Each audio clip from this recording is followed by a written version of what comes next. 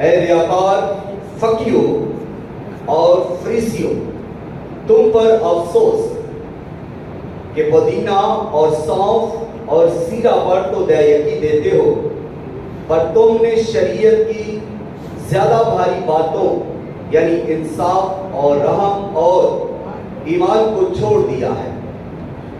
लाजिम था कि ये भी करते और वो भी ना छोड़ दे। लाजिम था ये भी करते और वो भी ना छोड़ते। खुदावंद इस कलाम के वसीला से हम सबको कसरत के साथ बरकत दे, आमीन। जनवान है दयायकी, और दयायकी क्या है? दयायकी क्या है? एक सवाल ये है कि दयायकी क्या है। 5 लोगों को दयायकी का पता नहीं, तो आज उनको भी ये पता चलेगा कि दयायकी क्या है। और फिर एक सवाल बहुत ही ज्यादा किया जाता है, और वो ये है कि क्या यीशु मसीह ने दयायकी के बारे में हुक्म दिया है? क्या यीशु मसीह ने कहा है कि दयायकी दिया करो? और अगर यीशु ने दयायकी के बारे में हुक्म नहीं दिया या शागिर्दों ने दयायकी के बारे में नहीं कहा, तो फिर हम दयायकी क्यों दें? ये चर्च कहता है कि हम फिर दयायकी क्यों दें? तो दयायकी, पहली बात जो हमने सीखनी है, ये दयायकी है क्या? ये टाइप क्या है? ये 10वां हिस्सा है। आपकी जो कमाई है उसका 10वां हिस्सा ये टाइप है। और ये कैसे है? आपके पास अगर 10 रुपए हैं तो उन 10 में से एक जो है वो खुदा का है और 9 जो है वो आपके हैं। आपने जो कुछ भी कमाया, जो कुछ भी आप कारोबार करते हैं, उसमें एक हिस्सा खुदा का है और 9 हिस्से आपके हैं। फिर वो बताता हूं कि 9 हिस्से आपकी कमाई के आपके हैं और एक हिस्सा खुदा का है। 10 रुपए में से एक खुदा का, 9 आपके। और अगर आपके पास 100 रुपया है तो उसमें से खुदा के कितने हुए? 10 रुपए खुदा के हुए और 90 रुपए आपके हुए। इसी तरह बाइबल मुकद्दस के अंदर बयान किया गया है, सिर्फ दौलत पर ही नहीं बल्कि बहुत सारी चीजें हैं जो आपकी फसल की पैदावार, आपका गल्ला यानी भेड़, बकरियां, ऊंट, जो कुछ भी आपके पास है उस पर भी यानी जानवरों पर भी दयायकी है। और जो कुछ फसल आपके पास है उस पर भी दयायकी है। और जो कुछ आप रुपया पैसा कमाते हैं उस पर भी दयायकी है। तो यह है दयायकी, जिसके बारे में बाइबल मुकद्दस जगह पे जगह बयान करती है। और अगर सब हम देखें, मत्ती की अंजील जो हवाला हमने पढ़ा है, इसको मरकजी आयत, इस पैगाम का मरकजी आयत है यानी 23वां बाब 23वीं आयत। और इसमें खुदावंद यीशु मसीह किनसे बात कर रहे हैं? यहूदियों से। खुदावंद यीशु मसीह किनसे बात कर रहे हैं? फकीरों से। खुदावंद यीशु मसीह किनसे बात कर रहे हैं? फरीसियों से। खुदावंद यीशु मसीह किनसे बात कर रहे हैं? जितने भी वहां पर लोग थे जो सुन रहे थे उन सब से। लेकिन मुखातब किनको किया? फकीरों और फरीसियों को। खास तौर पर इनको इस तरह मुखातब किया गया कि ऐ रियाकार, फकीरों और फरीसियों। क्यों इनको रियाकार कहा? यीशु मसीह ने इतना सख्त अल्फाज इनके लिए क्यों इस्तेमाल किया? ये अल्फाज अगर किसी के लिए भी कहा जाए तो मैं समझता हूं वो तो लड़ना शुरू कर दे, वो तो झगड़ना शुरू कर दे, वो तो सबको कहेगा जी पास्टर साहब ने मुझे इस इस तरह के अल्फाज कहे हैं, और वो कहेगा कि मैं चर्च में नहीं आऊंगा, मैं ये चर्च छोड़कर जा रहा हूं, पास्टर साहब बदतमीज है। अब यीशु को क्या कहेंगे?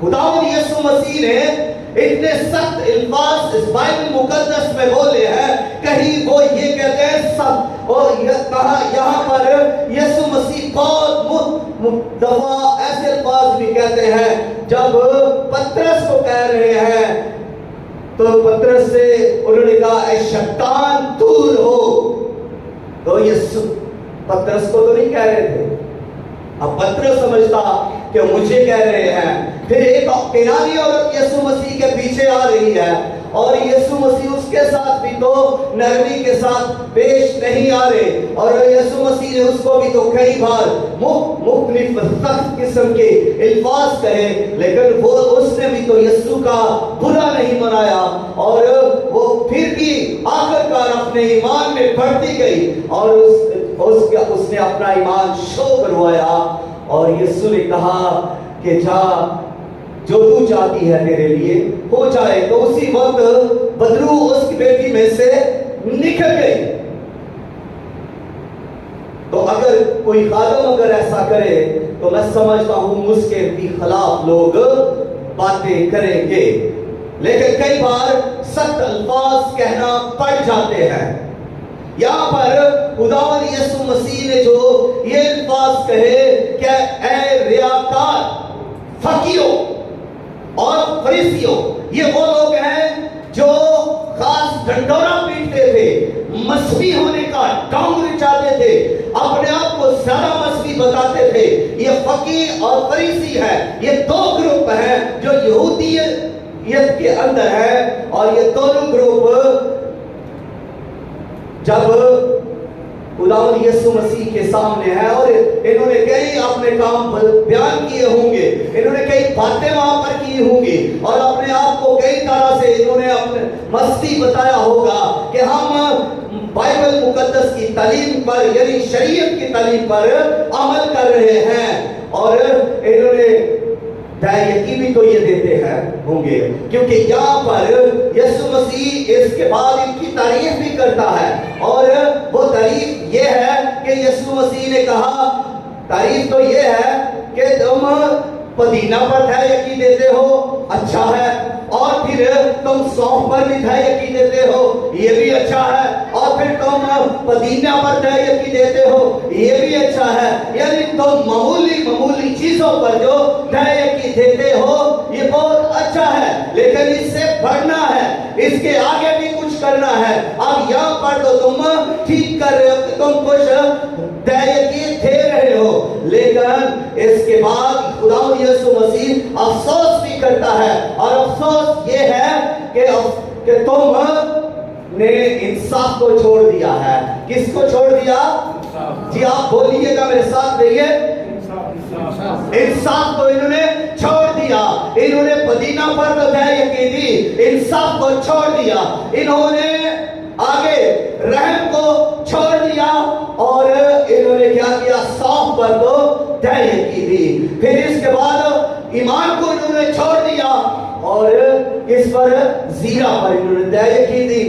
अब एक तरफ तो ये अच्छा काम कर रहे हैं, लेकिन दूसरी तरफ जब ये अच्छा काम नहीं कर रहे तो इनको बताया जा रहा है। खुदावंद यीशु मसीह को तालीम दे रहे हैं, खुदावंद यीशु मसीह को बता रहे हैं, और अफसोस करते हुए भी और तारीफ करते हुए खुदावंद यीशु मसीह यहाँ पर तालीम देते हैं, तारीफ करते हुए कि तुम सौंफ, जीरा और पुदीना पर यकीन देते हो, और अफसोस इंसाफ, रहम और ईमान को तुमने छोड़ दिया है।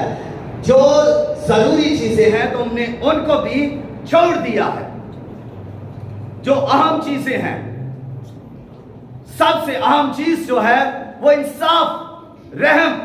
अगर किसी पर रहम ही नहीं किया जाता, अगर आप किसी के लिए इंसाफ ही नहीं रखते, और अगर आपका ईमान ही नहीं, तो फिर आप कुछ भी करें, आप दुआ करें, आप इबादत करें, आप प्रस्तश करें, आप चर्च के अंदर रहें, तो फिर क्या फायदा होगा? कुछ चीजें ऐसी हैं जो आपने छोड़ी हुई हैं, उनको भी छोड़ना नहीं। कुछ चीजें तो कुछ लोग पकड़ लेते हैं, लेकिन कुछ चीजों को छोड़ देते हैं। लेकिन खुदावंद उनका बैलेंस करता है कि तुमने ये भी करना है और ये भी करना है, ना इसको छोड़ना है ना इसको छोड़ना है, ना जीरा पर दयाकी को छोड़ना है, ना पुदीना पर दयाकी को छोड़ना है, और ना ही सौंफ पर दयाकी देना छोड़ना है। ये भी करना है और इसके साथ साथ इंसाफ भी करना है। इंसाफ को भी हाथ से जाने नहीं देना, इंसाफ को भी पकड़े रखना है। और फिर दूसरी बात जो है वो है रहम, और रहम भी करना है। अपने अंदर रहम रखें ताकि आप पर भी रहम किया जाए। जब आप रहम करेंगे तो आप पर रहम होगा। और फिर तीसरी चीज जो है वो है ईमान, जो एक अहम चीज है, एक बड़ी चीज है, और जिसके अंदर ईमान ही नहीं, वो क्या है? ईमान हर कोई रखता है। बुत परस्त भी ईमान रखते हैं, शैतान भी ईमान रखता है, बदरूहें भी ईमान रखती हैं। ईमान तो बहुत सारे रखते हैं, लेकिन हकीकी और सच्चा ईमान जो बाइबल मुकद्दस के मुताबिक हमें मिला है, हमने उस ईमान के मुताबिक इंसाफ करना है। उस ईमान के मुताबिक हमने रहम करना है, और उस ईमान के मुताबिक हमने दयाकी देनी है। अगर हम इंसाफ नहीं कर रहे तो इसका मतलब है कि हमने ईमान को छोड़ दिया है। अगर हम रहम नहीं कर रहे तो इसका मतलब है कि हम रहम को छोड़ दिया, हमने ईमान को छोड़ा हुआ है। ईमान को मजबूती से पकड़ना है, ईमान को हाथ से जाने नहीं देना, और ईमान पर ही हमने दयाकी देनी है, ईमान पर ही हमने हदिये देने हैं, ईमान पर ही हमने शुक्रगुजारी करनी है, और ईमान पर ही हम दुआ कर सकते हैं। अगर ईमान नहीं तो फिर दुआ जब करते हैं तो फिर किस तरह से हम दुआ कर रहे हैं? क्या हमारी दुआ खाली नीली फोकी नहीं है? ईमान ही नहीं तो दुआ कैसी? ईमान होगा तो दुआ असर रखेगी, ईमान होगा तो आप जो इंसाफ करेंगे उसका अजर है, और अगर ईमान होगा तो आप जो रहम कर रहे हैं उसका अजर आपको मिलेगा। यानी आप पर भी रहम किया जाएगा और आपका भी इंसाफ किया जाएगा। और आप जब दयाकी दे रहे हैं तो सबसे पहली चीज है ईमान। ईमान के मुताबिक, ईमान आपका बाइबल पर होना चाहिए, बाइबल के खुदा पर आपका ईमान होना चाहिए। आपका ईमान इस चीज पर होना चाहिए कि ये जो बाइबल के अंदर लिखा है ये अहम है, जरूरी है, लाजम है, उत्तम है और सबसे बढ़कर है। जब ये ईमान है तो फिर हम जो कुछ भी बाइबल के अंदर लिखा है उसको कर रहे हैं तो उसका अजर है, उसका इनाम है, उसमें हम बढ़कर पाएंगे, उसमें उसकी वजह से फिर हम कामयाब होंगे, हम खुदा की कुर्बत में बढ़ेंगे। जो कुछ इसमें लिखा है उसके मुताबिक अगर हम चल रहे हैं तो हम खुदा की मर्जी को पूरा कर रहे हैं, और जब हम खुदा की मर्जी को पूरा कर रहे हैं तो फिर खुदा क्या हमसे पीछे हट सकता है? खुदा कभी भी हमसे पीछे नहीं हटेगा, कभी भी खुदा हमें नहीं छोड़ेगा, और कभी भी खुदा हमें बीमारी में छोड़कर नहीं चला जाएगा। वो तो कहता है कि मैं मुसीबत में तेरे साथ रहूंगा। तो बाइबल के अंदर जो ईमान आपको दिया है उस ईमान को थाम ले, उस ईमान को पकड़ ले, उस ईमान पर खड़े हो जाए, उस ईमान में सोरावर हो जाए, उस ईमान को ले ले अपनी जिंदगी के अंदर, ताकि आपके अंदर ईमान हो और फिर जो कुछ भी आप करें वो ईमान के मुताबिक करें। यहां पर जो सवाल किया जाता है एक और, वो ये है कि हम फिर दयाकी क्यों दे? यहां पर यीशु मसीह ने दयाकी देने से क्या मना कर दिया है? क्या यीशु मसीह ने साइक में दया की देने से मना किया है? हाथ उठाएं जो कह रहे हैं नहीं, बाकी कह रहे हैं कि मना कर। जिन्होंने हाथ नीचे रखे हैं उनका मतलब है कि वो इस अंडरस्टैंडिंग में है कि यीशु ने दया की देने से मना कर दिया। यीशु ने कहा दया की ना दो। जी, अब हाथ उठाए अगर आप ये जान गए हैं कि यीशु मसीह ने दया की देने से मना कर दिया। यीशु मसीह ने मना नहीं किया। मैं फिर कहने लगा हूं, खुदावंद यीशु मसीह ने दया की देने से मना नहीं किया। और दूसरा बात यह है कि यीशु मसीह दया की के खिलाफ भी नहीं। यीशु मसीह दया की के खिलाफ भी नहीं है कि जो दया की देगा मैं उसे बरकत नहीं दूंगा, मैं उसके खिलाफ हूं, ऐसा भी नहीं है। बल्कि यीशु मसीह यहां पर उनको ये कह रहे हैं कि जब तुम दया की दे रहे हो, सौंफ पर, जीरा पर, पुदीना पर, तो यीशु मसीह यहां पर इनकी क्या कर रहा है? तारीफ कर रहा है।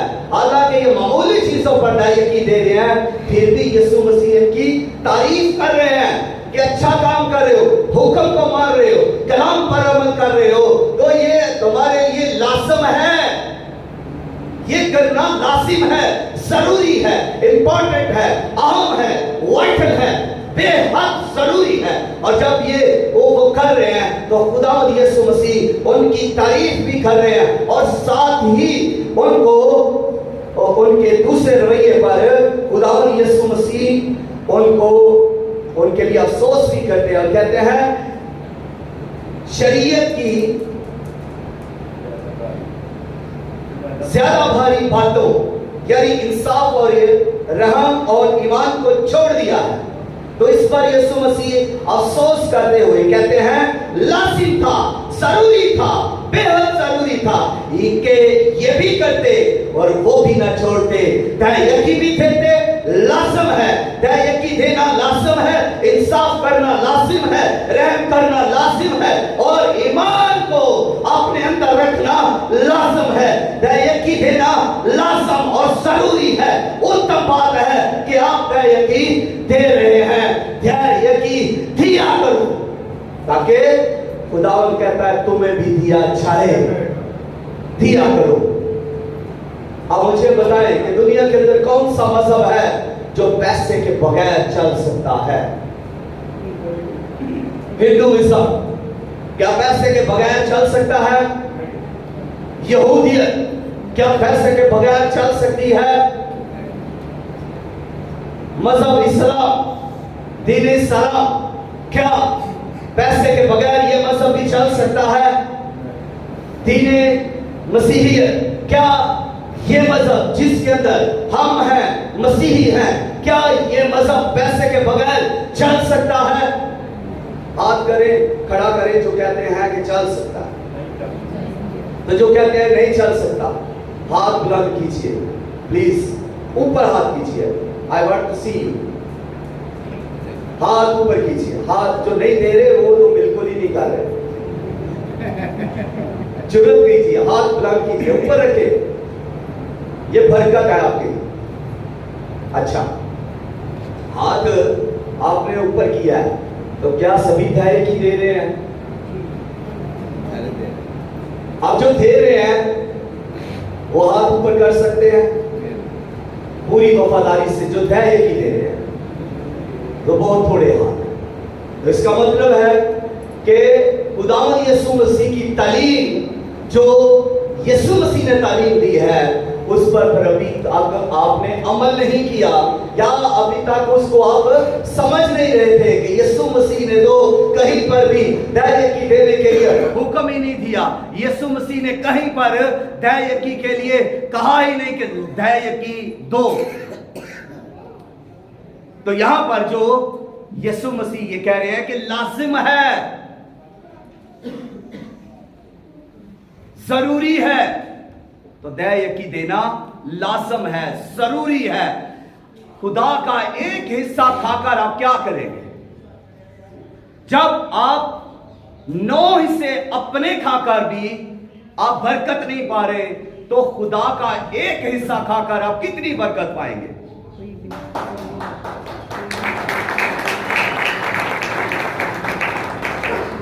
जिसका 9 से कुछ नहीं बनता, उसका 10 से भी कुछ नहीं बनेगा। लोग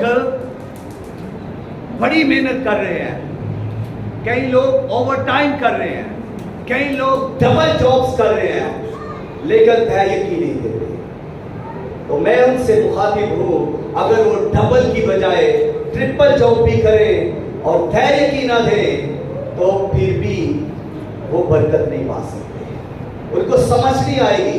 वो लोग यही कहते रहेंगे, हम मेहनत करते हैं, हम कमाते हैं, हमारे पास आता बहुत है, लेकिन समझ नहीं लगती कि कहां चला जाता है, वो किधर गया। वो आया, लेकिन जाते हुए का पता ही नहीं चला कि किधर चला गया, क्योंकि उस पर बरकत ही नहीं ठहरी। आपने खुदा को दिया नहीं, और जब आपने खुदा को दिया नहीं, खुदा ने बरकत नहीं दी। और वो तो कहता है कि जब तू लेकर आएगा तो तेरी थैली में मैं शराब कर दूंगा। तो जब आप लेकर घर आते हैं तो थैली में तो पहले शराब हो चुका है, ना आपको नजर आता है ना किसी आपके करीबी को, तो फिर वो तो उस शराब में से निकल जाता है जो खुदा ने कर दिया। और जो दैयकी देते हैं उनके लिए खुदा कहता है कि मैं टिड्डी को भी डांटूंगा। छोटा सा कीड़ा है, खुदा कहता है इसको भी मैं डांटूंगा कि ये भी तेरे हासिल को जाया ना करे। जो तेरी कमाई है, अगर तू उस पर दैयकी देता है, तो आपका खुदा आपके चुराने वाले को डांटता है, और आपका ले जाने वाले को खुदा डांटता है। खुदा वो शराब बंद कर देता है जो आपके लिए किए गए हैं, और खुदा उन चोरों को खुदा डांट देता है जो आपका चुरा ले जाते हैं, क्योंकि आपने खुदा से वफादारी की है। खुदा के कलाम के मुताबिक आपने खुदा को दिया है, और खुदा उस पर बरकत देगा। कभी भी आप जिंदगी के अंदर कोई भी मिसाल लेकर आए कि कोई शख्स पूरी वफादारी के साथ खुदा के साथ चलता हो, और वो दैयकी भी देता हो, और फिर उसको बरकत ना मिली हो। कोई दुनिया के अंदर ऐसा शख्स एग्जाम्पल बनकर उभरा हुआ हो, किसी ने कभी किताबों में पढ़ा हो, या किसी ने कभी खबरों में सुना हो, या किसी ने कभी लेक्चर्स के अंदर सुना हो, या चर्चेस के अंदर सुना हो, तो वो बता सकता है। कभी भी कोई भी सिंगल एग्जाम्पल आपको नहीं मिलेगी कि किसी शख्स ने दैयकी दी और पूरे तौर पर वो वफादारी के साथ खुदा की मर्जी के मुताबिक चल रहा है और खुदा ने उसे बरकत नहीं दी। ऐसा नहीं। खुदा कलाम में सच्चा है, वो वादों में सच्चा है, उसके वादे सच्चे हैं, उसका कलाम सच्चा है, और खुदावंद जो कहता है उससे वो मुकरता नहीं, वो तब्दील नहीं होता। जब उसने कहा है कि मैं तुझे बरकत दूंगा, तो वो देगा। अब देखिए, शरीयत के मुताबिक तो दैयकी का ऑर्डर कर दिया गया, हुक्म दे दिया गया मूसा के जमाना में। तो इससे पहले जब शरीयत नहीं थी, तब भी दैयकी लोग खुदा को देते थे। सबसे पहले अब्राहम ने खुदा को दैयकी दी।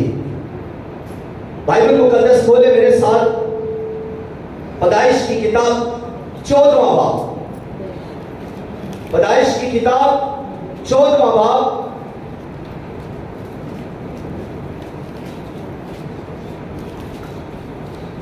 20वीं आयत।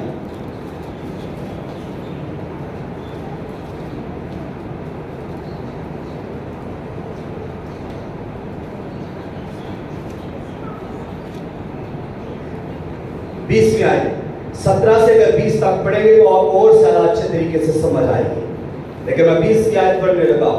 और मुबारक है खुदा ताला जिसने तेरे सब दुश्मनों को तेरे हाथ में कर दिया। तब अब्राहम ने सबका 10वां हिस्सा उसको दिया। जो कुछ भी अब्राहम के पास था, जो कुछ भी, जो दौलत थी, जो माल डंगर था, जो फसल थी, सबका उसने 10वां हिस्सा खुदा को दिया। अब मुझे यहां पर बताएं कि क्या शरीयत यहां पर थी? क्या लिखा हुआ था कि तुम 10वां हिस्सा खुदा को देना? अब्राहम शरीयत से पहले तय की दे रहा है। अब्राहम 12 कबीले कायम होने से पहले खुदा को तय की दे रहा है। और अब्राहम खुदा को मूसा से पहले, याकूब से पहले तय की दे रहा है। ये बाइबल मुकद्दस में पहली तय की है और ये किसी शरीयत के मुताबिक, किसी कानून के मुताबिक नहीं। इसको खुदा ने बरकत दी तो इसने अपना दिल खोला और खुदा से कमिटमेंट की और खुदा को इसने अपनी सारी, जो कुछ इसके पास दौलत थी, माल था, सबका 10वां हिस्सा इसने खुदा को दिया और खुदा ने इसको बरकत दी। अब यहां समझ लें कि खुदा को जो कोई भी आप देंगे, खुदा उस पर आपको बरकत देगा। जब आप 10वां हिस्सा खुदा के हजूर लेकर आएंगे तो खुदा इस पर आपको बरकत देगा। और खुदा चाहता है कि आप बरकत पाए, खुदा चाहता है आप कामयाब हो जाएं, खुदा चाहता है कि आप अपने दुश्मनों पर फतह पाएं, और खुदा ये चाहता है कि आप खुशहाल नजर आए। खुदा ये चाहता है कि आप बहाल हो और सरबलंद हो और कामयाब हो। और खुदा ये चाहता है कि आप सब कौमों से ज्यादा बरकत पाए। Hallelujah, hallelujah.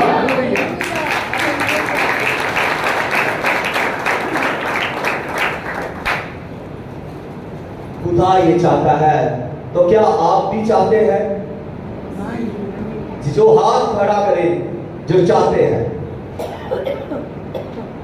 ये ऐसे हाथ जब आप खड़ा करते हैं ना, तो ईमान के साथ है। ये ऐसे ही नहीं है कि वो हाथ खड़ा कर दिया, ये आप खुदा के हजूर में है। और जब आपका हाथ खड़ा होता है तो आप अपनी शख्सियत को खुदा के सामने प्रेजेंट कर देते हैं कि मैं हूं तेरे साथ, मैं तेरी मर्जी के मुताबिक हूं, मैं तेरे कलाम के मुताबिक जो तूने मुझे ईमान दिया उसमें मैं खड़ा हूं। स्टैंड हूं मैं तेरे साथ, चलूंगा मैं तेरे साथ। आप जब हाथ बुलंद करते हैं तो इसके ये मानी निकलते हैं। अब खुदा चाहता है कि आप कामयाब हो, आप बरकत पाए। तो जब आपने ऐसे किया तो इसका मतलब है कि आपने खुदा के उस कलाम के मुताबिक अपनी शख्सियत को खड़ा कर दिया कि खुदावंद मैं भी चाहता हूं कि कामयाब हूं, खुदावंद मैं भी चाहता हूं कि बरकत पाऊं। लेकिन इसके लिए बहुत सारे लोग कहते हैं कि दुआ के अंदर भी वो बोलते हैं, खुदा अब्राहम की तरह मुझे बरकत दे। अगर तू अब्राहम की तरह बरकत पाना चाहता है तो अब्राहम की तरह ईमानदार बन, अब्राहम की तरह वफादार बन, अब्राहम की तरह कलाम के मुताबिक अपना दिल खोल, अब्राहम की तरह अपना सारे जो कुछ तेरा माल है उसका 10वां हिस्सा खुदा के हजूर तो ला। खुदा तुझे बरकत देगा। और फिर खुदा अब्राहम को बरकत देता है। और अब्राहम की बरकत यह है कि खुदा ने उससे कहा जो तुझे बरकत देगा मैं उससे बरकत दूंगा। अब देखें कि जब आप खुदा के साथ चलेंगे और जब आपको खुदा बरकत देगा फिर आप बरकत देने वाले होंगे। आपके वसीला से दूसरे भी बरकत पाएंगे। और जो कोई आप पर लानत करेगा उस पर भी खुदा लानत कर देगा। जो आपको बरकत देगा आप उसको खुदा बरकत देगा, क्योंकि आप बरकत के लिए बुलाए गए हैं। और अगली बात और सुने कि अब्राहम की नस्ल, क्या हम अब्राहम की नस्ल हैं कि सिर्फ यहूदी ही अब्राहम की नस्ल है? 12 कबीले जो अब्राहम के नस्ल से हैं, क्या वही उसकी नस्ल है? क्या यहूदियत जो अब्राहम की नस्ल में से है, क्या सिर्फ वही उसकी नस्ल है?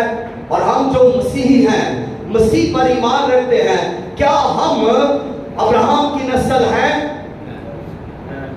जी, जो कहते हैं वो हाथ बुलंद कीजिए। मैं आज आपको साथ लेकर चलूंगा, आज इसलिए थोड़ा स्लो कि आपको साथ लेकर चलूंगा कि क्या आप अब्राहम की नस्ल हैं? और क्या आप जानते हैं कि बाइबल मुकद्दस के अंदर लिखा है, जो यीशु मसीह में है, जो यीशु पर ईमान रखते हैं, जो यीशु को खुदा का बेटा मानते हैं, जो यीशु को अपना निजात दहिंदा मानते हैं, जो यीशु पर ईमान रखते हैं, वो अब्राहम की नस्ल में से हैं। तो जो अब्राहम करता है वो उसकी नस्ल को करना चाहिए। जो अब्राहम करता था तो खुदा उसको बरकत देता, और जो उसकी औलाद है, जो उसकी नस्ल है अब्राहम की, और जब वो भी करेगी अब्राहम की तरह जो अब्राहम ने किया। अब्राहम खुदा के साथ साथ चलता था, अब्राहम खुदा के साथ वफादारी के साथ चलता था, और खुदा के वादों के साथ चलता था। फिर अब्राहम दहयकी लेकर आया, तो अब्राहम की नस्ल को भी ये लाजम है कि वो दहयकी दें। आपके लिए लाजम और जरूरी है कि दहयकी दें। यहां से भी साबित हुआ, और फिर मरकजी आयत मत्ती की 23 आयत से भी साबित हुआ कि यीशु मसीह ने कहा यह भी लाजम है, ये भी करते और वो भी ना छोड़ते। तो फिर यहां भी दहयकी के बारे में यीशु मसीह ने कह दिया कि लाजम है, जरूरी है कि दहयकी दे। और आगे बढ़े, फिर इनके बाद याकूब किसकी औलाद से था? अब्राहम की नस्ल में से था। अब्राहम से बेटा जो पैदा हुआ वो इसहाक, और इसहाक से याकूब, और याकूब यहां पर दहयकी देता है। और याकूब के बारे में सीखिए। आए बाइबल मुकद्दस खोले पैदाइश की किताब उसका 28वां बाब,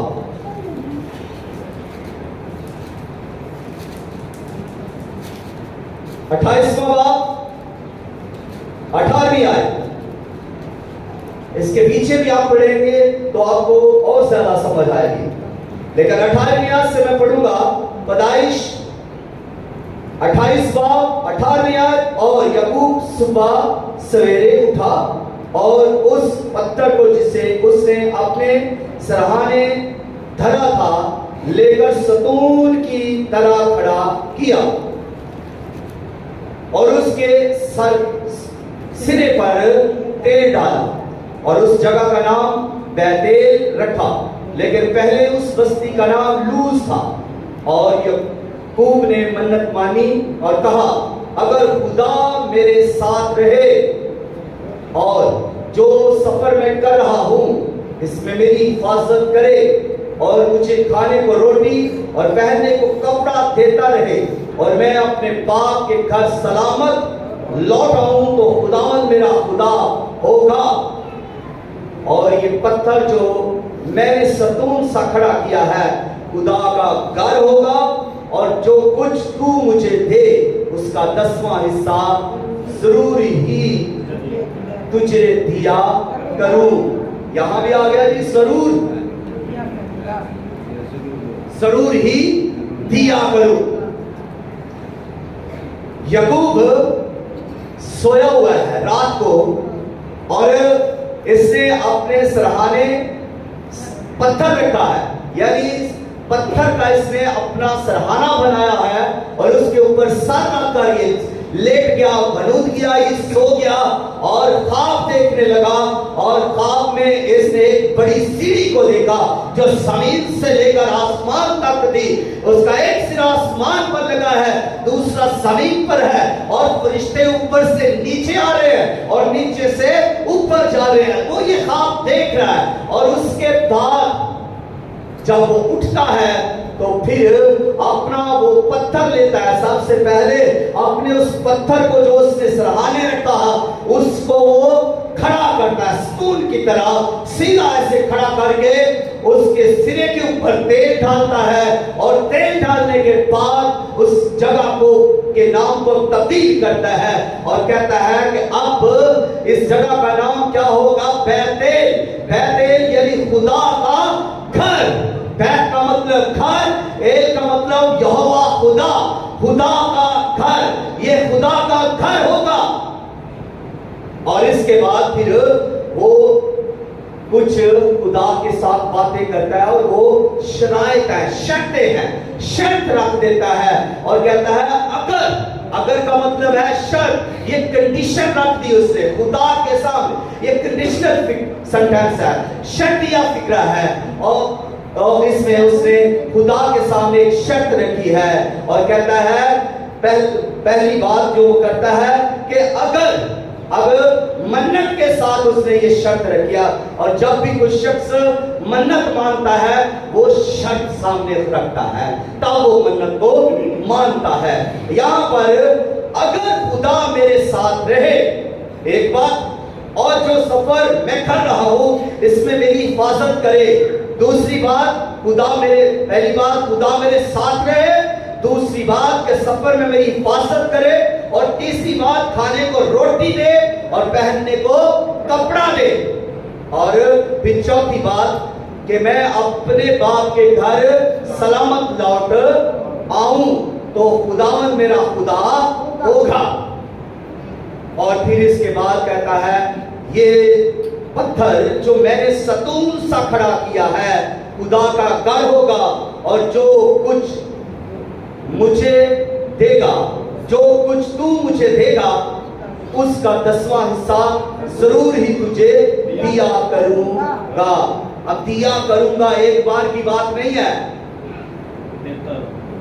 ये कंटिन्यू है, चलता रहेगा, देता रहूंगा जब तक जिंदगी है, देता रहूंगा। ये उसने अब कानून को जारी कर दिया कि ये होता रहेगा, तू मुझे देता रहेगा, मैं तुझे 10वां हिस्सा देता रहूंगा। पहले उसने शर्तें रखी हैं, तू मेरे साथ होगा, मेरी मुहाफजत करेगा, और मुझे खाने को रोटी, पहनने को कपड़ा, और मेरे घर में मुझे सलामत पहुंचाएगा, तो तू ही मेरा खुदा होगा। और ये पत्थर जो खड़ा किया है ये तेरा घर होगा, और फिर जो कुछ भी तू मुझे देगा, जितनी भी दौलत मुझे देगा, जितना माल मुझे देगा, जितने जानवर मुझे देगा, जितनी फसल मुझे देगा, जो कुछ भी तू मुझे देगा उसका 10वां हिस्सा मैं तुझे दिया करूंगा। तो ये शर्त के साथ जरूरी उसने किया कि मैं करता रहूंगा, जरूरी तौर पर उसने किया कि मैं खुदा के साथ ये वादा कर रहा हूं, मन्नत मान रहा है वो। तो देखिए इसने यहां पर खुदा के साथ कमिटमेंट किया है। तो देख सोचे जरा कि खुदा हमारे साथ नहीं, जो सो रहे हैं वो भी ध्यान करें, सर उठाएं जरा,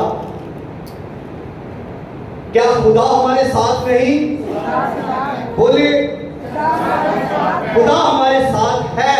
एक वादा पूरा हो गया, और हम रफ्त में जो हम सफर करते हैं, इधर जाते हैं उधर जाते हैं, क्या खुदा हमारी हिफाजत नहीं करता? खुदा हमारी हिफाजत करता है। और फिर उसके बाद है कि क्या खुदा हमें रोटी खाने को नहीं देता? कोई बंदा भूखा सोता हो, और फिर पहनने को खुदा कपड़े भी देता है, जिसके लिए हम अक्सर लड़ाई करते हैं, है ना? ये कपड़े भी खुदा हमें पहनने को देता है, जिसके लिए पहले मैचिंग होती है, फिर मैच होते हैं। ये है कपड़ा जिसके लिए उसने शर्त रखी कि खुदा मुझे पहनने के लिए कपड़े भी दे। तो क्या खुदा हमें कपड़े नहीं देता? हम बड़े अच्छे और खूबसूरत लिबास पहनते हैं, खुदा की तारीफ हो, ये खुदा हमें देता है। तो फिर ये भी वादा हमारे साथ पूरा हुआ। और इसके बाद देखे, खुदा ने हमें सलामती में अपने घरों में नहीं रखा, हमें घर दिया, सलामती हमारे ऊपर खुदा की है। हम सलामती से सोते हैं, सलामती से उठते हैं, और खुदा हमें बीमारियों से भी बचा लेता है, दुश्मनों से भी बचा लेता है। खुदा हमारे साथ है, तो इसलिए सब कुछ होता है। तो खुदा अपने वादे पूरे नहीं कर रहा, कर रहा है। और फिर खुदा हमें जॉब देता है, खुदा हमें बिजनेस देता है, खुदा हमें माल देता है, खुदा हमें जिनके पास जमीन है उनको खुदा फसल भी देता है, जिनके पास चौपाए हैं, मवेशी हैं, खुदा उनको बढ़ाता भी है। तो ये सब खुदा कर रहा है। तो उस खुदा ने अपने सारे वादे याकूब के साथ पूरे किए और उससे धैर्य की थी। तो ये वादे खुदा हमारे साथ भी पूरे कर रहा है। खुदा ने हमें कभी नहीं छोड़ा। तो फिर क्या हम धैर्य की दे रहे हैं? जी सोचे थोड़ी देर के लिए, अगर हम धैर्य की नहीं दे रहे तो फिर हम खुदा की इन सारी बातों को फरामोश करते हैं, खुदा के सारे वादों को का रिस्पांस नहीं खुदा को दे रहे, जवाब खुदा को नहीं दे रहे। खुदा के लिए फिर हम क्या कर रहे हैं? खुदा हमारे लिए ये सब कुछ कर रहा है और इसका जवाब खुदा चाहता है। हम भी तो बड़े जोर जोर से यहाँ पर दुआएं करते हैं, प्रस्तश करते हैं। क्यों करते हैं? खुदा जवाब दे।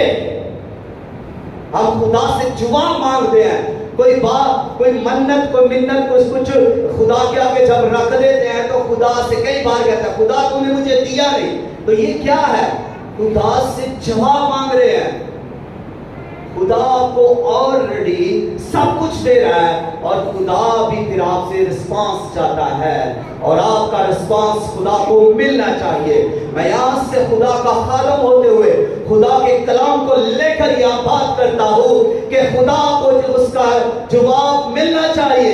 वो आपके साथ है तो आपको उसके साथ होना चाहिए। खुदा आपको सफर में जहां आप पर जाते हैं आपकी हिफाजत करता है, आपके माल डंगर की, आपके औलाद की, नस्लों की खुदा हिफाजत करता है, आपको सेफ एंड साउंड रखता है। तो इसका जवाब आपको खुदा को देना चाहिए, रिस्पांस खुदा को मिलना चाहिए। और खुदा आपको खाने के लिए रोटी और पहनने के लिए कपड़ा देता है, इसका भी रिस्पांस खुदा को देना चाहिए।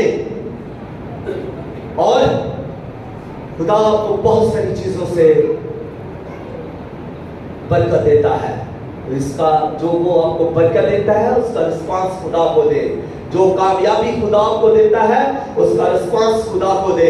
जो फतह खुदा आपको देता है, आपके दुश्मनों से खुदा आपको बचाता और आपके दुश्मनों को शिकस्त देता है, इसका भी रिस्पांस खुदा को दे। जब खुदा आपको सरबलंद करता है तो उसका जवाब खुदा को दे। खुदा इतना कुछ कर रहा है। ये जो जॉब आप कर रहे हैं, जिसके बाद आप बड़ी शेखी मारते हैं और कहते हैं मेरे पास पैसा आ गया, मेरा बिजनेस हो गया है, फिर आप टाइटल बनाते हैं, मैं डॉक्टर, मैं एडवोकेट, मैं टीचर, मैं प्रीचर, मैं फला, मेरा बिजनेस, मैं इंपोर्टर, मैं एक्सपोर्टर, मैं कुछ भी हूं। तो ये फख्र से जब बयान कर रहे हैं, ये किसने दिया? ये खुदा ने दिया और खुदा को रिस्पांस आपने देना है। गरूर में नहीं, आजिज़ी में देना है। खुदा को की शुक्रगुजारी में रिस्पांस दे, तैयकी में खुदा को रिस्पांस दे, हदियों में खुदा को रिस्पांस दे, दुआ में खुदा को रिस्पांस दे, गीत और हमद के गीत गा कर खुदा को रिस्पांस दे। जब ऐसा आप नहीं करते तो आप खुदा की बरकतों को फरामोश कर देते हैं। खुदा खड़ा आपकी तरफ देख रहा है आपके रिस्पांस के लिए, लेकिन जब आप रिस्पांस नहीं देते तो ये ऐसे ही है जब कोई शख्स आपके थैंक्स के लिए खड़ा है और आपने उसको कुछ नहीं कहा और चले गए, तो आप उसने कहा ये बंदा नाराज है, इसने मुझे थैंक्स नहीं किया, इसको शायद मेरी ना तो मेरी एक गिफ्ट की कदर है ना मेरी कदर है, इसलिए मुझे कोई रिस्पांस इसने नहीं दिया। जब हम रिस्पांस खुदा को नहीं देते तो हम खुदा की नेमतों को और खुदा को क्या करते हैं, समझ नहीं पाते, हकीर जानते हैं। हमें खुदा की नेमतों की कदर करनी है, खुदा की कदर करनी है। जो कुछ खुदा आपको देता है वो अच्छा है, वो बहुत अच्छा है, वो सुपर है जो खुदा आपको दे रहा है। और फिर आगे बढ़ते हैं। यीशु मसीह ने के ज़माना में जब यीशु मसीह और शागिर्द खिदमत कर रहे थे तो क्या धैर्य पर ही ये खिदमत कर रहे थे? लोग सिर्फ धैर्य की दे रहे थे? मैं आपको अब शार्टली बताऊंगा कि टाइम हो गया है। यीशु मसीह जब खिदमत कर रहे थे तो ये लिखा है बाइबल के अंदर कि यीशु मसीह के साथ कुछ मालदार औरतें थी और वो अपने माल से खुदावन के इस काम में हिस्सा लेती थी। अपने माल से, अपना जो उनका माल था ना, वो धैर्य की सिर्फ नहीं देती थी, वो इससे बढ़कर खुदावन के लिए देती थी कि ज्यादा काम हो। और फिर ज़क्कई को देखे, उसने कितना दिया? उसने धैर्य की नहीं दी, बल्कि जो कुछ उसका था उसने कहा जिसका नाहक लिया है उसको चुगना और बाकी उसने गरीबों में बांट दिया। उसने सब कुछ खुदा के लिए दे दिया। और आगे आगे देखें, अमाल की किताब में अगर आप देखें चौथे बाब में और उसकी 32वीं आयत में आप देखें तो वहां पर यह है कि जब रसूल खिदमत कर रहे हैं तो उस वक्त की कलीसिया जो थी वो क्या कर रही थी? वो ये कर रही थी कि वो सब एक थे, यक दिल थे, एक दिल थे। और वो अब कोई भी शख्स जो है वो अपने माल को अपना नहीं कहता था, वो अपना माल मुश्तरिक रखता था। सबके लिए उसका माल है, उसका दान दौलत जो कुछ भी है सब उस दूसरों के लिए है। और वो अपने घरों को, अपनी जायदादों को, जमीनों को बेच कर रसूलों के कदमों में लाकर उस दौलत को रख देते। क्या वो धैर्य की दे रहे हैं? वो धैर्य की नहीं दे रहे, बल्कि धैर्य की से बढ़कर दे रहे हैं। हम पर फसल हुआ है तो फसल 10% हम पर नहीं हुआ, हम पर बेहिसाब फसल है, बल्कि हम पर फसल है। तो हमें फिर कितना देना चाहिए? क्या 10वें से बड़े रहे? हमें बढ़ना चाहिए, हमें 20%, 30%, 50% हमें ज्यादा देना चाहिए, ताकि खुदा के काम जो उसकी मनाती है वो ज्यादा हो। खुदा के काम पैसे की वजह से रुके ना, किसी जगह पर भी कोई रुकावट ना आए। फराज से खुदा के घर में हो, कसरत से खुदा के घर में हो। खादम के पास भी होगा तो खुदा खादम आगे बढ़ेगा। अगर खादम के पास नहीं तो खादम करूसट कैसे करे? खुद खादम सफर कैसे करे? खादम दूसरे लोगों तक कैसे पहुंचेगा? खादम के पास कुछ होगा तो खादम तरक्की करेगा। कलीसिया, खुदा ने आपको चुना है, लिया, आप पर बेशुमार बरकतें खुदा ने नाज़िल किया है। और बाइबल मुकद्दस में आपको बहुत जगह पर ये देने के लिए वर्सेस मिलेंगे, लेकिन जितना ज्यादा आपको बाइबल के अंदर देने के लिए कहा गया है उतना ही लोग कम देते हैं। अपने हाथ को, आपकी हाथ की मुट्ठी ज्यादा बंद रहती है। इसको ज्यादा खोलेंगे, जैसे खुलेगी वैसे ही ये ज्यादा लेकर आएगी। ये बंद रहेगी तो कुछ भी ये नहीं देगी, कुछ हासिल नहीं कर सकेगी। बंद मुट्ठी कुछ हासिल नहीं करेगी, क्योंकि ना तो इसमें से कुछ निकला ना इसमें कुछ आया। तो खुदावंद चाहता है कि आप ज्यादा बरकत पाए। उसने जब कहा दिया करो। तो इसमें उसने इतना नहीं कह दिया कि 10% या 5% या 15%, उसने कहा दिया करो, मतलब फ्रास से दिया करो, ज्यादा से ज्यादा दिया करो, ताकि तुम्हें भी ज्यादा से ज्यादा दिया जाए। और जिस पैमाना से तुम नापते हो उसी पैमाना से तुम्हारे लिए भी नापा जाएगा। अगर तुम 10 रुपए देते हो तो 10 रुपए की ही बरकत पाओगे। और तुम फकीर को और खुदा को एक मेयार पर खड़े, एक पेज पर खड़ा कर देते हो, मांगने वाले को भी 10 और हदिये में भी 10, तो फर्क क्या हुआ? खुदा को अलग करें। खुदा ऊपर है, सुपर है और बुलंद है। खुदा देने वाला है। जब खुदा को आप देंगे तो खुदा आपको कसरत से और फ्रास से देगा। हालेलुया। कलाम की वजह से कोई परेशान तो नहीं हुए? जरा है तो मुझे बता दें।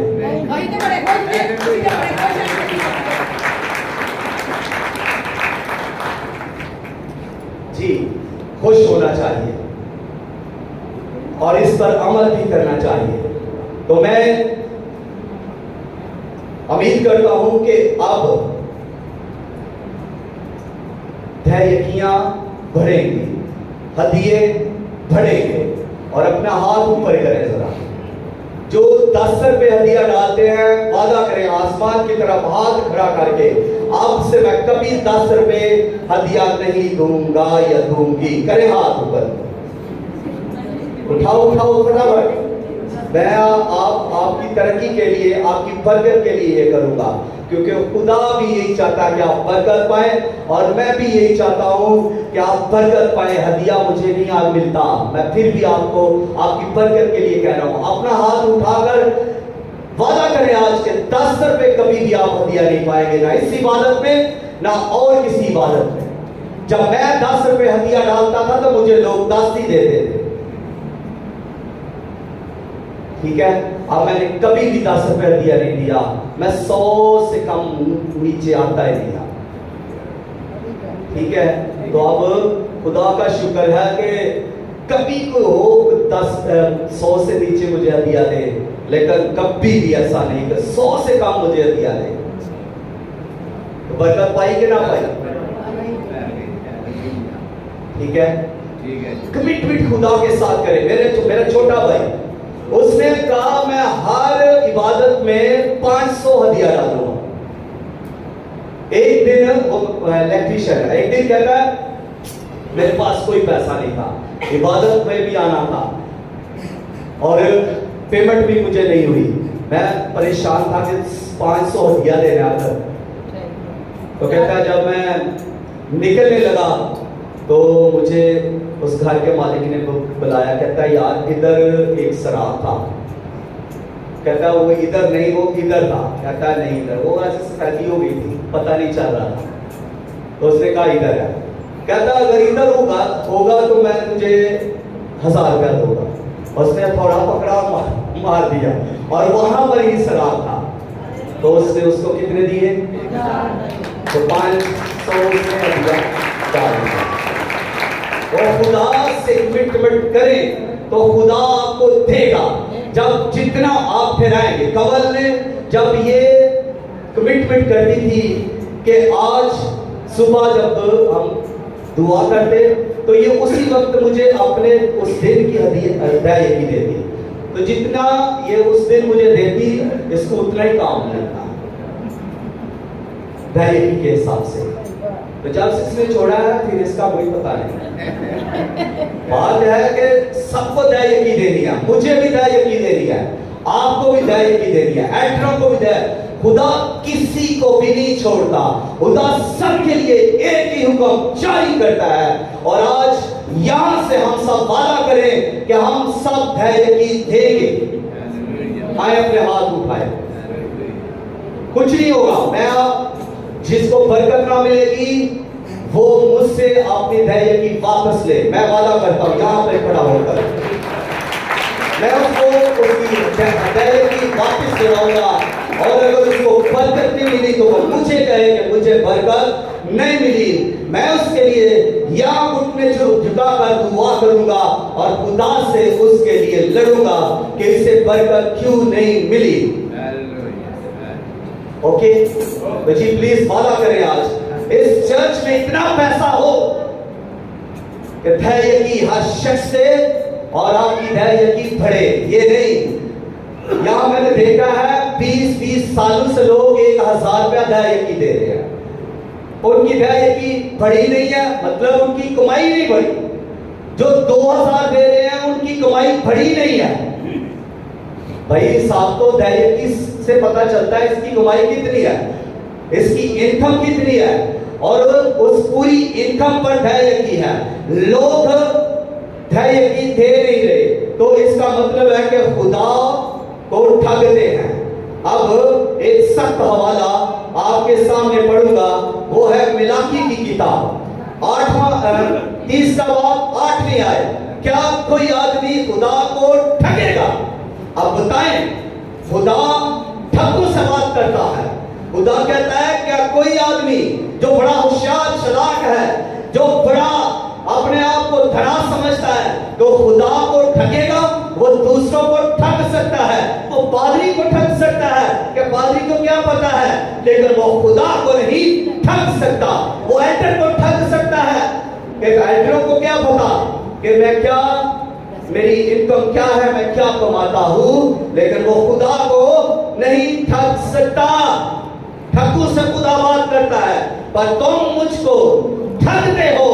खुदा कहता है ठगो, तुम मुझे ठगते हो और कहते हो कि हमने किस बात में तुझे ठगा, और ठगियां मारकर भी कहते हैं हम कि हम ठग नहीं हैं, हम ठगने वाले नहीं हैं। हम किस बात में खुदा को ठगते हैं? खुदा बात करता है, बता देता है धैर्य की और हदिया में तुम ठग हो, मुझे ठगते हो और मानते नहीं। बस तुम सब सख्त मलाउन हुए, बस तुम सख्त मलाउन हुए। ठग क्या है? सख्त मलाउन है। ये कौन कह रहा है? खुदावन। बस तुम सख्त मलाउन हुए क्योंकि तुमने, बल्कि तमाम कौम ने मुझे ठगा है। पूरी कौम ही ठग गए। पूरी धैर्य की जखीरा खाना में लाओ, ये किसका हुक्म है? पूरी धैर्य की, भाई पूरी धैर्य की जखीरा खाना में लाओ, ताकि मेरे घर में खुराक हो और इसी से मेरा इम्तहान करो, टेस्ट करो। रब्बुल अफ़वाज फरमाता है कि मैं तुम पर आसमान के दरीचों को खोल कर बरकत बरसाता हूं कि नहीं, यहां तक कि तुम्हारे पास उसके लिए जगह ना रहे। रब्बुल अफ़वाज, लश्करों का रब, फौजों का रब, काबरे मुतलिक, जमीन व आसमान का परवरदिगार, जमीन से अनाज को पैदा करने वाला, आपको जॉब देने वाला, आपको खिलाने वाला, आपको पहनाने वाला, आपकी सलामती चाहने वाला, आपकी मुहाफ़ज़त करने वाला, आपके साथ रहने वाला रब्बुल अफ़वाज फरमाता है कि मैं तुम पर आसमान के दरीचों को खोलकर बरकत बरसाता हूं कि नहीं, यहां तक कि तुम्हारे पास उसके लिए जगह ना रहे। और मैं तुम्हारी खातर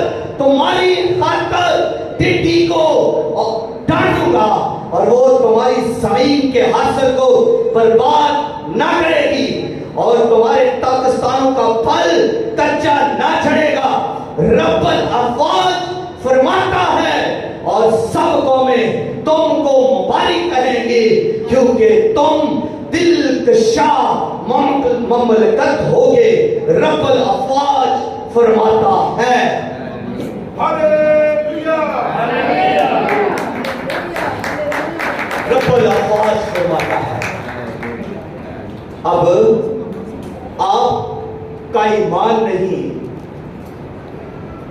तो फिर क्या हो सकता है? यीशु मसीह ने तो फिर यही बात की थी ना, ईमान की। तो ईमान रखें और धैर्य की दे, दरीचे खुदा खोलेगा, रखने के लिए जगह नहीं होगी। आप दुनिया से नहीं मांगे, दुनिया आपसे मांगे। Praise God.